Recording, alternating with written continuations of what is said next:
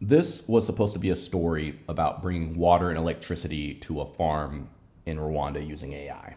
We can skip over kind of being chased by bulls on our property, a whole separate story about the intricacies between purchasing and obtaining property, ending up in a small town surrounded by close to and adult Rwandan males. One of my first times being surrounded by strangers I didn't know, and we'll just briefly go over calling an ambulance on a seemingly busy emergency line awaiting impending death from an unknown illness. So, we bought a farm with the help of AI, as we covered in the last couple of videos. Thank you, by the way, AI. This was our second trip to Rwanda, and we were accompanied by one of our team's advisors for part of the trip. It's always good to have an AI PhD in the house when you meet with government authorities about AI.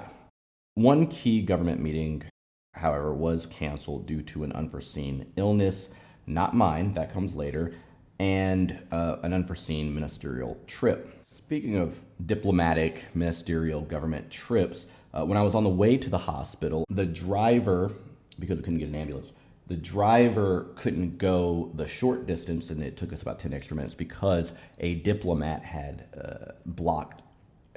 needed to go to that same hospital, and so they blocked the road, and that was different. I'm not sure if that's normal, but also there was one time where I was driving with someone before I picked up my own wheels, and we couldn't go a particular way because the president was on that road, which happens. It hasn't happened to me very often. But by the way, I love Rwanda, absolutely love it, and I figured since we'd be in Rwanda quite often, it might be a good idea to take a road trip. On the way, I saw the most beautiful soccer game. And I believe those are goats back there. And I got a chance to practice my Kinyarwanda. So this is Nyirangarama. I think I'm saying that right. Nyirangarama. Wait. Diego. And on the way back from that trip, I had a very interesting experience with weather. It's foggy and raining and dark. One of the interesting things that when you get outside of Kigali, the capital city, I stopped in this town and I saw a very interesting way of purchasing food.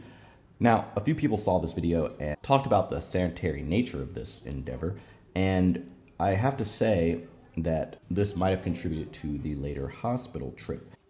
But it could have been other things. I was trying a lot of local food. Delicious, by the way. Some of the most delicious food I've ever tried in my life. Simple food, but the flavor. That looks like a volcano. That's a volcano. Those are volcanoes.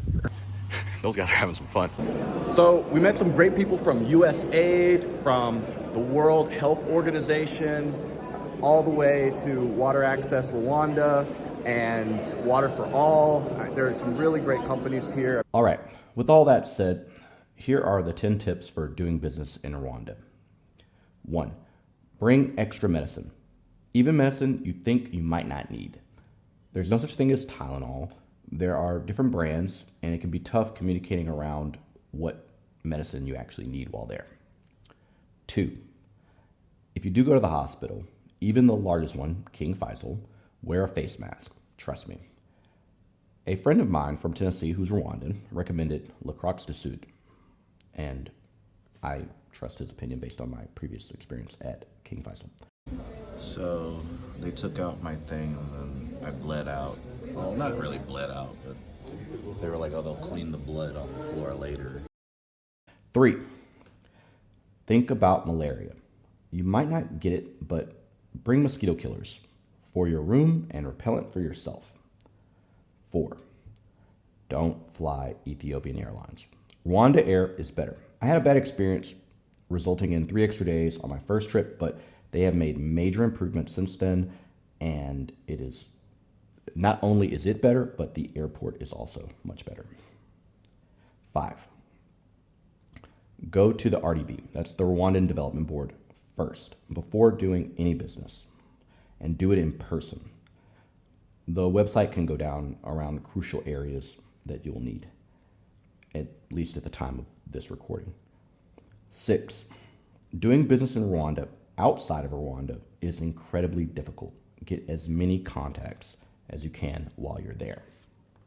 7, the internet is not the recommended or primary source of information inside or out when you're doing business in Rwanda. It's all about word of mouth. For Westerners, it's adapt or die. A lot of opportunity digitizing this knowledge, by the way. 8, government ministries are accessible. Start with the ministries in person for anything you do.